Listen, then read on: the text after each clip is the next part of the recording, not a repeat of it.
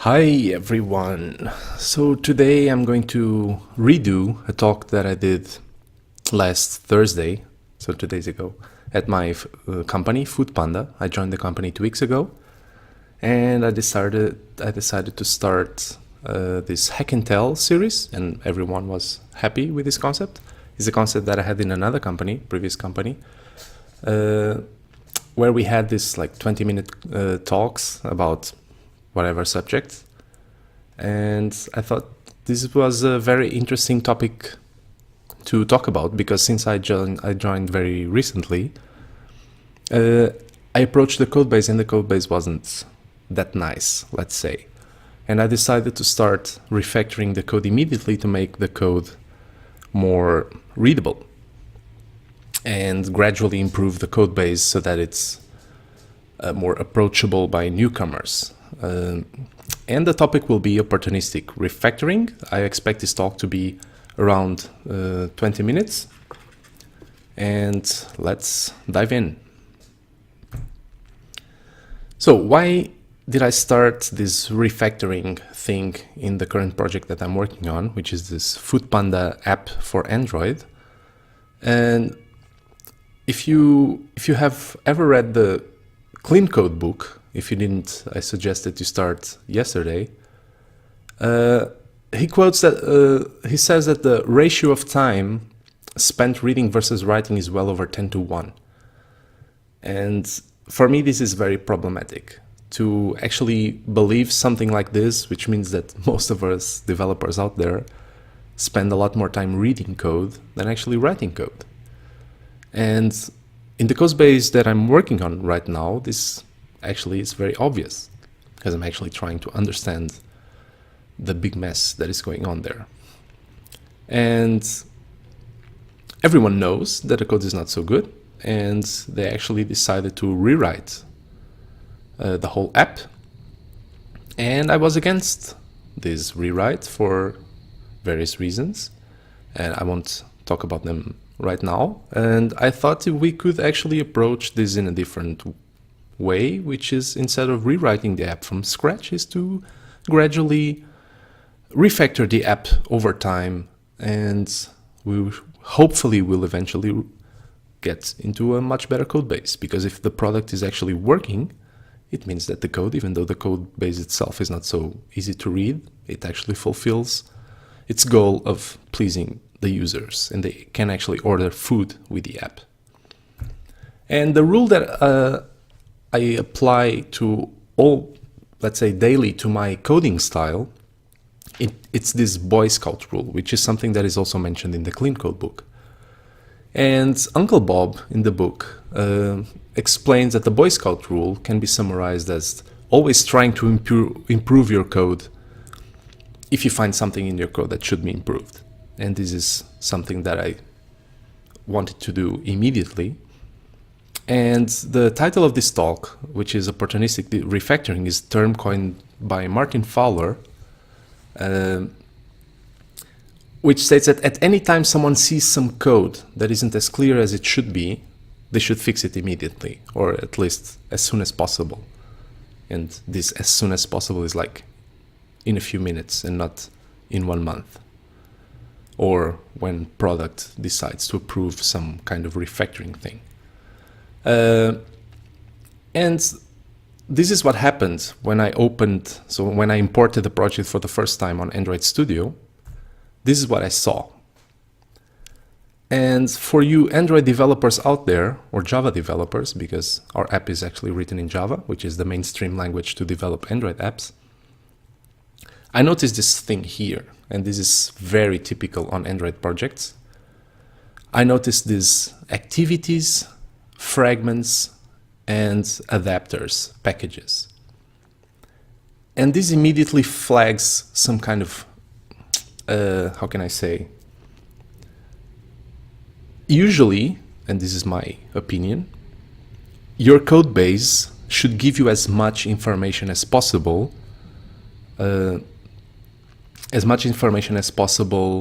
just by reading the code and looking at the code and the structure of the code. And this actually tells me nothing.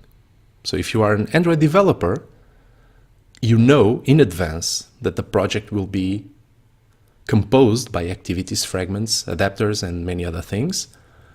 So the fact that these activities package is here doesn't tell me anything, because I already expect the activities to be there. They are just grouped in a folder.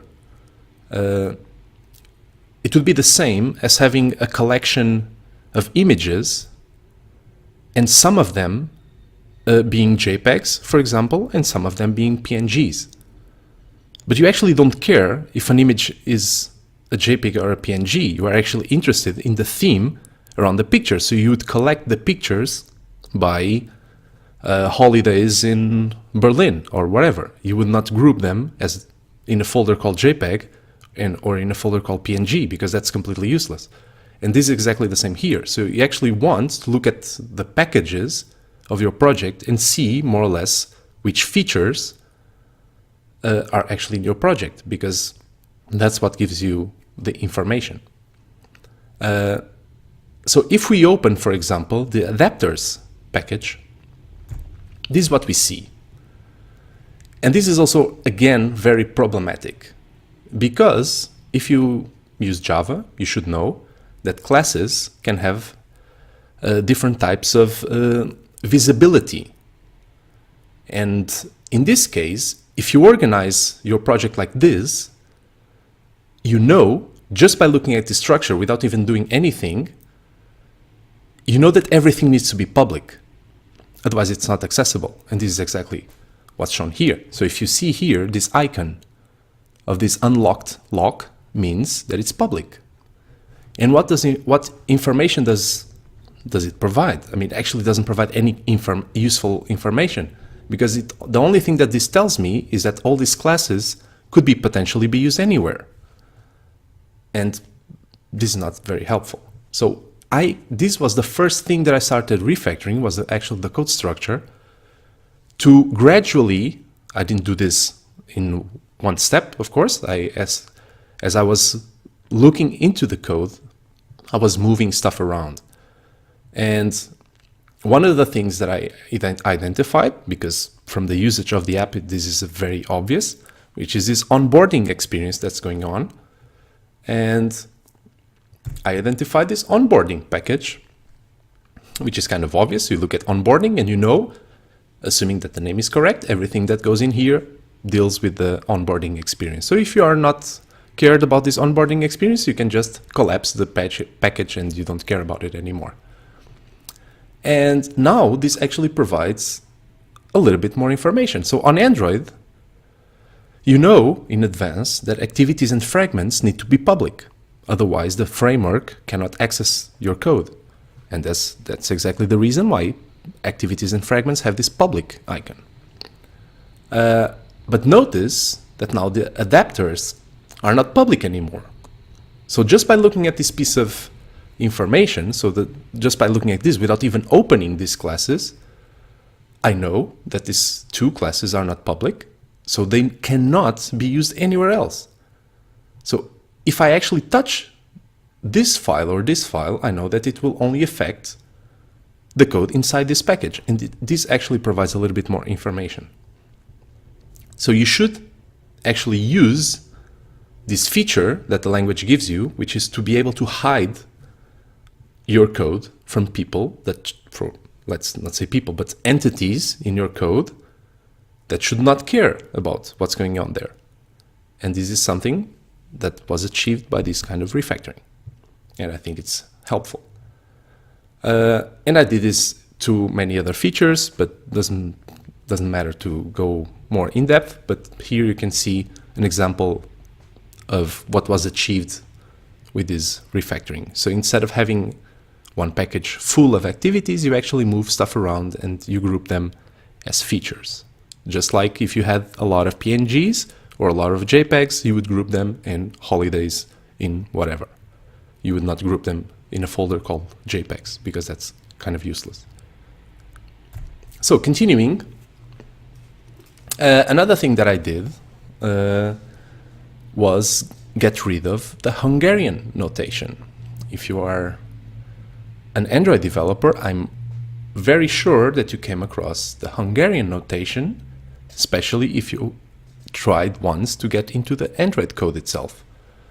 And the Android notation is this M or S prefix that you see on fields, and this is actually kind of useless. My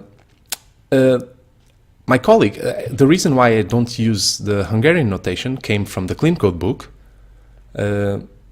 because I was also affected by this Android thing of using this M and S, this Hungarian notation. And after reading the clean code book, I realized, okay, this is actually kind of useless.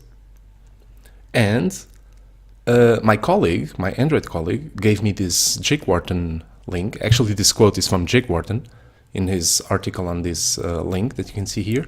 And I read this article last week, I don't remember which day.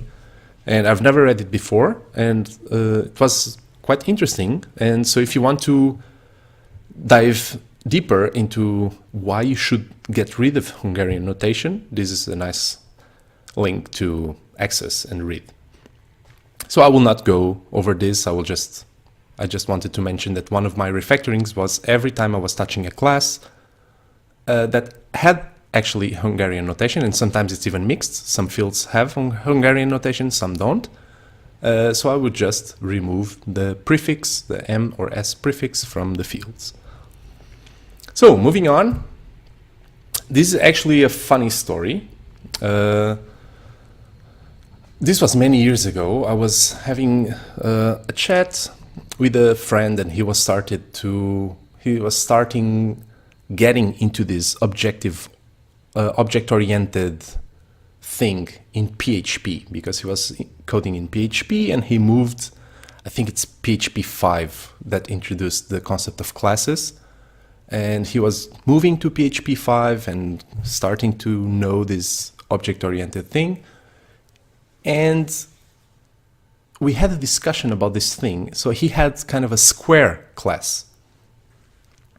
So imagine that you have a square class, and later you decide that you need a rectangle. And this was his case.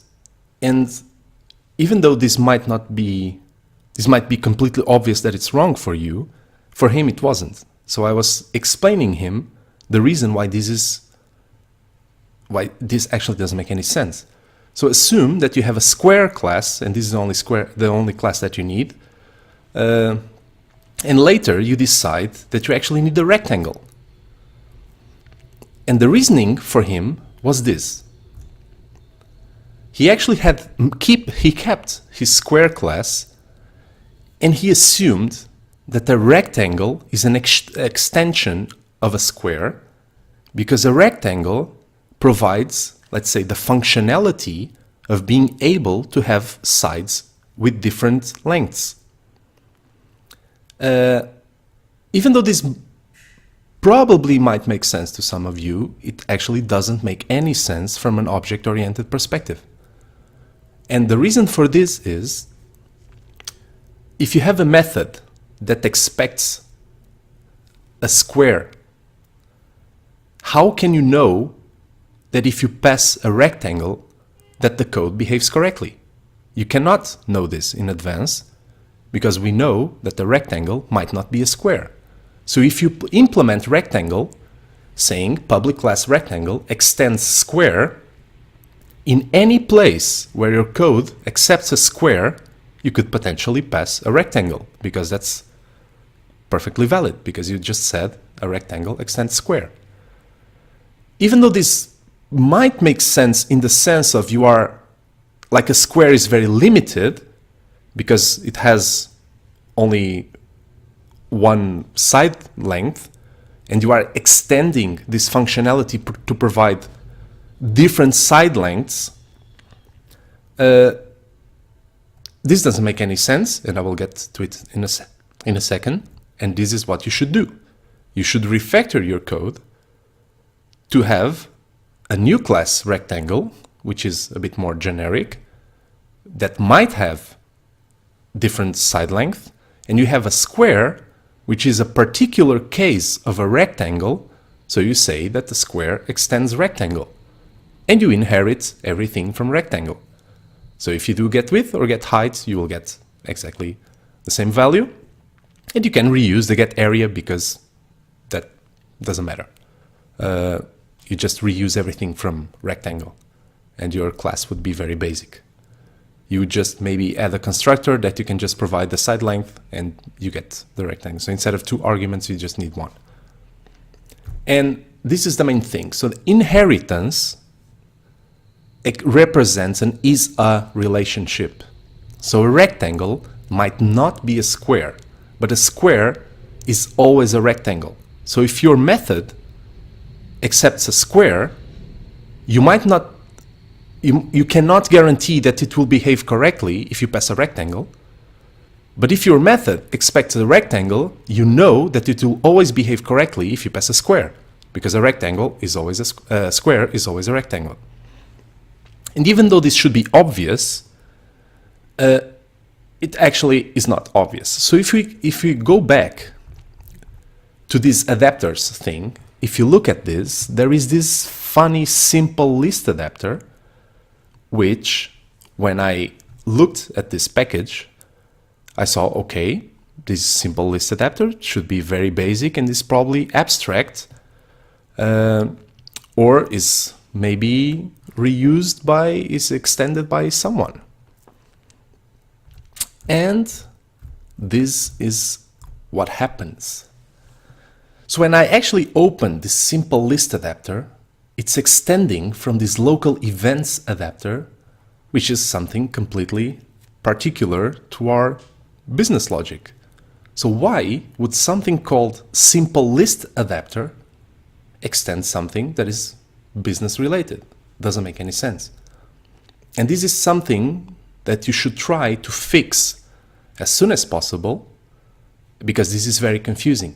Because if you see a name like simple list adapter, you expect it to be something very abstract, even, and not extend something that is very particular. So this is more or less this square rectangle problem. And these examples actually happen in production code. So it's not like a made-up case.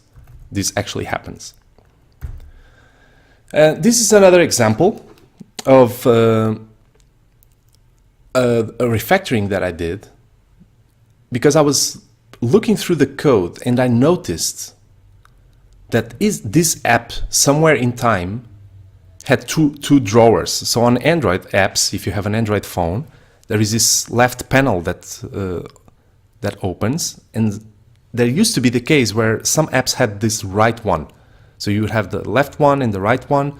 The left one is usually the main one, and the right one is for whatever. In our app in particular, it was the filter. So if you want to choose different types of food, you would use this right drawer to choose your filtering options.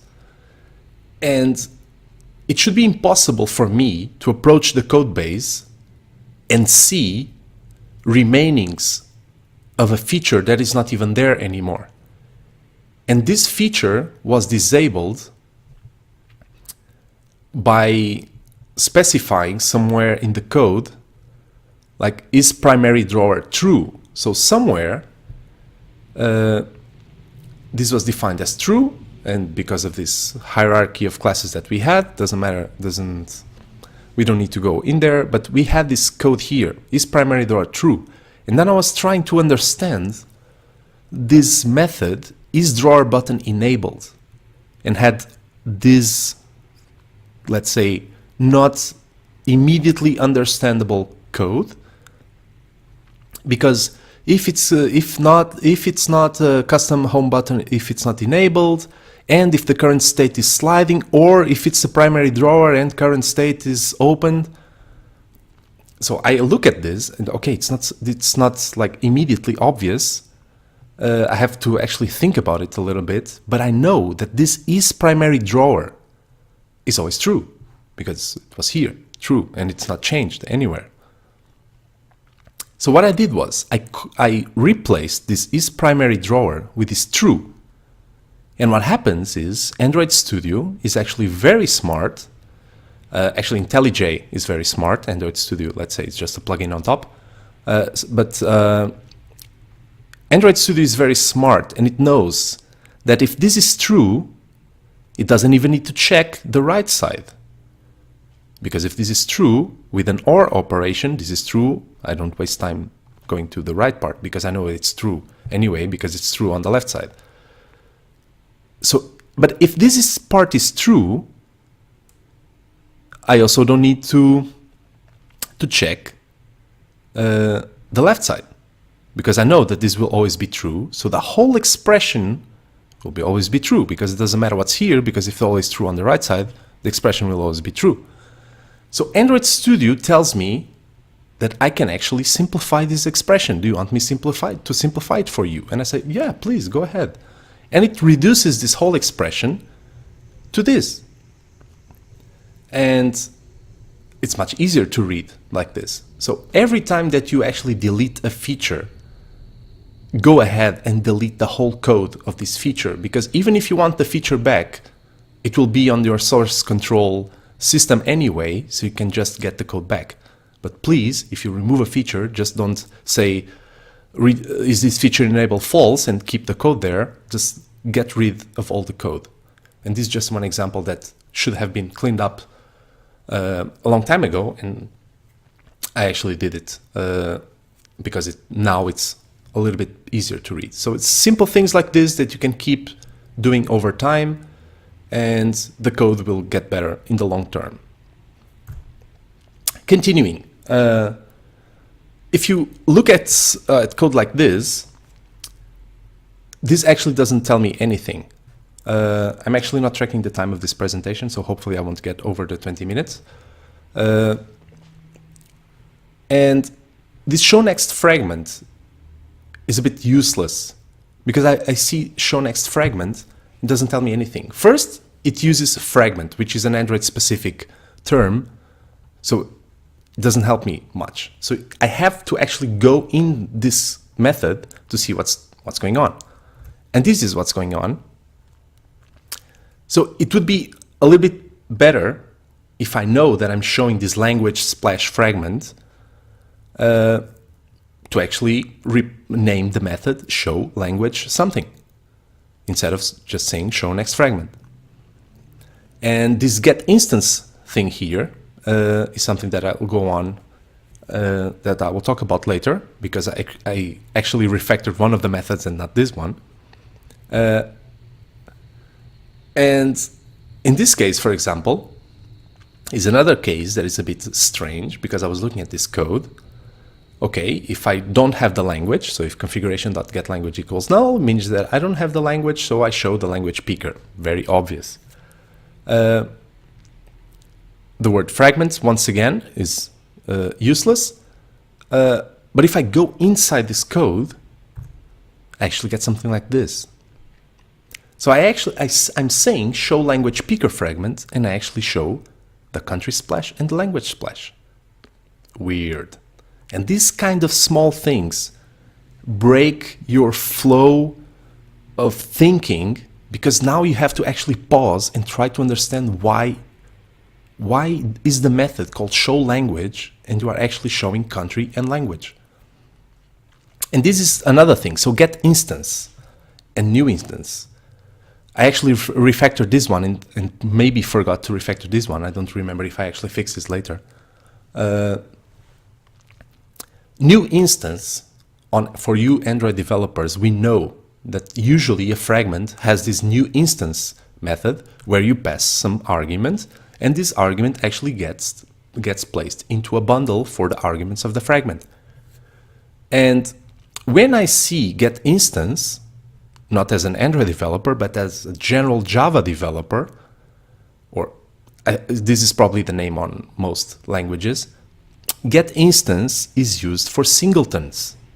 So my brain, when my brain sees get instance, it assumes immediately that we are talking about a singleton.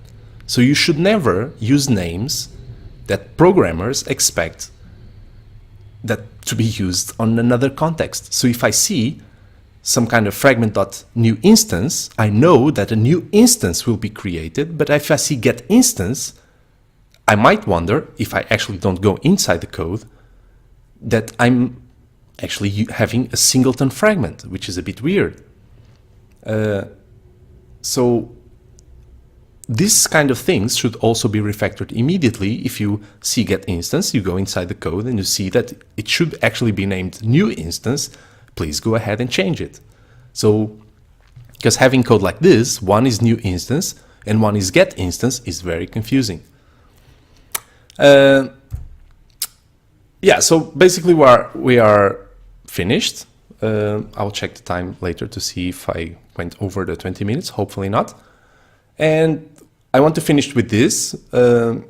If you see bad code that is easy to refactor, just do it. I mean, there is no point in waiting, because if you wait, you will actually not change it.